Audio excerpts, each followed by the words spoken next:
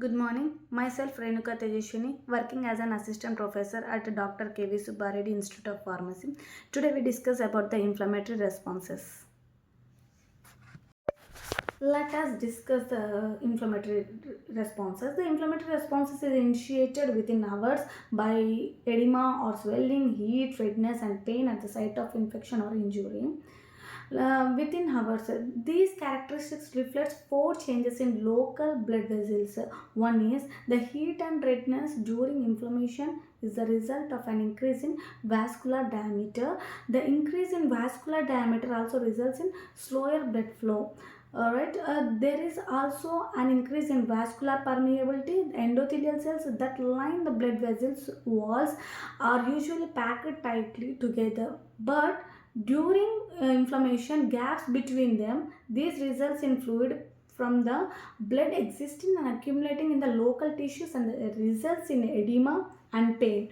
The fluid containing plasma proteins such as complements proteins and binding latins which aid in defending against pathogens.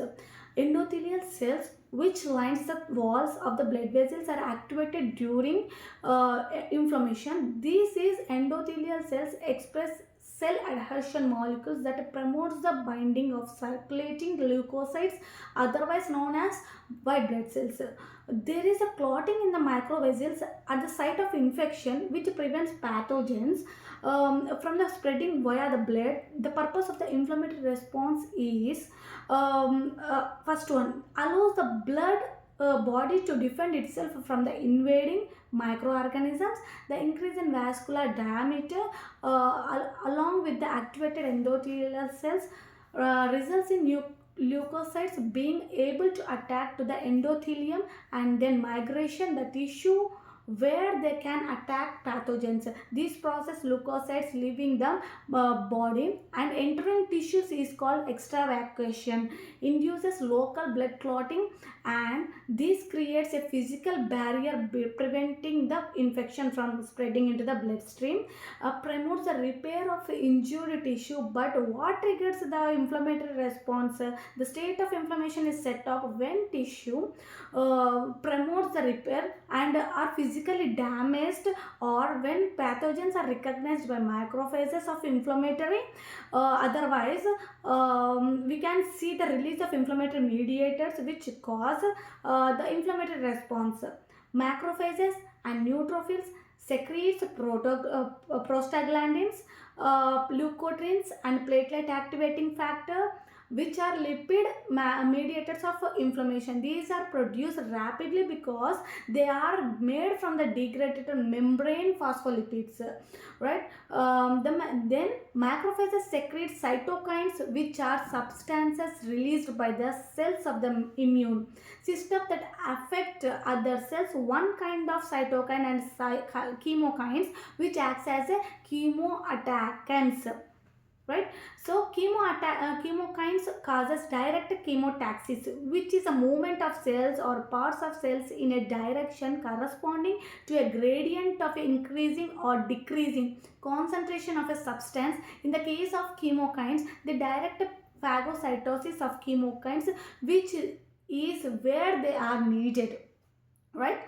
Now I did like to point out two cytokines important to the inflammatory responses are TNF alpha. The complement fragment C5a plays multiple important roles in the inflammatory responses. For instance, it stimulates respiratory or oxidative burst, which is a rapid release of reactive oxygen species. At the same time, it attacks neutrophils and monocytes, so it essentially prefers them for the battle as they arrive. It also increases vascular cells to release granules, expression of adhesion molecules on the endothelium, and causes local mast cells to burst containing the inflammatory molecule histamine and TNF alpha. And TNF alpha is also an important cytokine which is produced rapidly by macrophages upon pathogen detection and is potent activator of endothelial cells. Activation of endothelial cells is central to the inflammatory responses.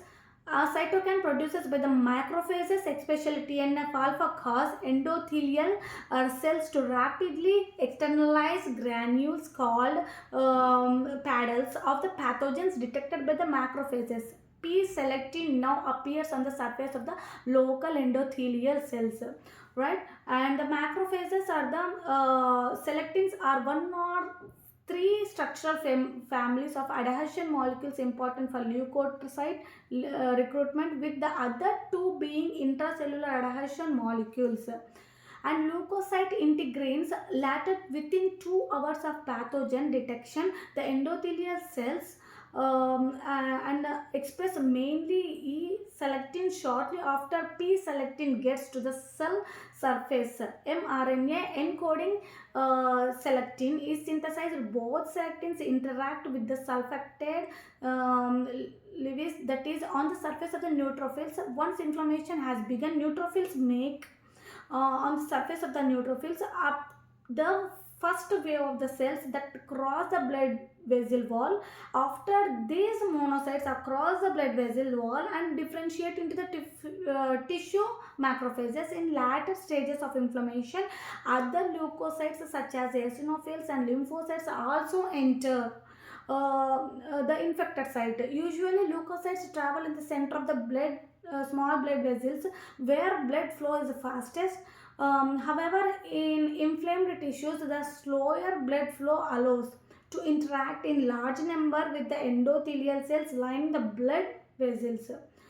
In addition, injury to blood vessels triggers two enzymes cascades, the kinin cascade and the coagulation cascade. The kinin system consists of a plasma protease. The protease cascade features enzymes that are initially inactive. Activation of one enzyme triggers cleavage and the activation of next enzyme in the cascade. So, result of this cascade is the production of several inflammatory mediators includes including bradykinin, a vasoactive peptide that increases vascular permeability and causes pain. The pain will be observed in that condition, makes you aware of the problem and causes you to mobilize the part of helping prevent the spread of infection. The coagulation system is another protease cascade whose activation leads to formation of a fibrin clot, right? Now intrinsic pathway is involved in this common pathway whose activation leads to the formation of a fibrin clot. Thank you.